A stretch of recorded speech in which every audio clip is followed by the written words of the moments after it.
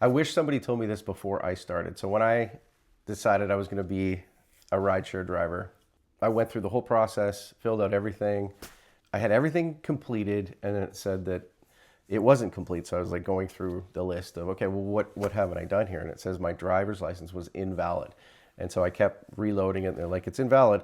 And then, of course, dummy me, I realized that you need to have, in BC, in Vancouver, Canada, in BC, you need to have a minimum class 4 restricted driver's license. Nobody told me that before that. So I obviously had just the regular class 5 driver's license. I was ready to do this and then realized that I had to go through this whole process of renewing my license. It set me back about a month. In the meantime, you don't want to wait, you need to make some money. You could do Uber Eats because you only need to have a regular driver's license. You don't need to have the class 4. Tried that, didn't like it. Maybe you like it. Maybe that's for you. Yeah. So anyway, so I went through the whole process. So the first thing you got to do when you get your class 4 license is you have to take a written test. When you go into your motor vehicle branch, this is the book. This is the book.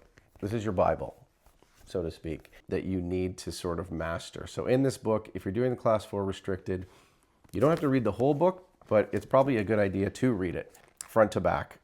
That would be my recommendation because I failed the test more than once. I mean, I wasn't a great student in school. Some people are smart. Some people will just skim through this and they'll ace a test. That wasn't me.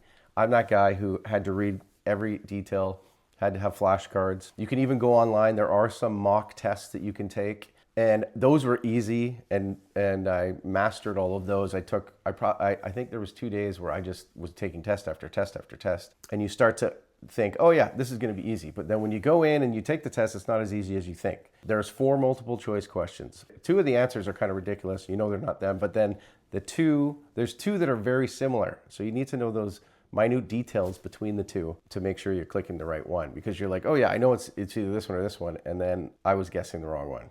But because I didn't read through this whole damn book, once I read through it and took the time to read through it, then I aced the test, and then I moved on to do the driving test, which is a whole other ball game. And of course, guess who failed that the first time? Me.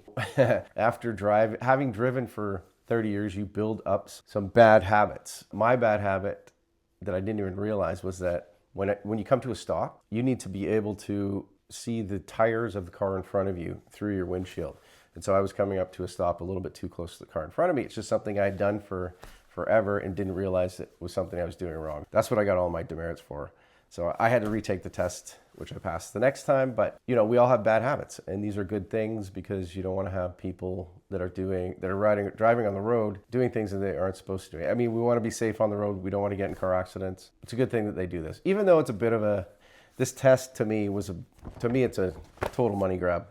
But whatever, safety first. They have a reason to do it, so if you want to be a rideshare driver, you got to go through the process. So I wish somebody had told me that. So I'm telling you that. So make sure you go out and you update or you upgrade your license to a minimum of class 4 restricted. You might want to get a class 1 or a class 2. You might want to be able to drive a truck, or you might want to take an air brakes course if you want to drive a bigger truck, or if you want to drive a bus. Anyway, this is about rideshare. This is about class 4 restricted is what you have to do minimum in order to become a rideshare driver.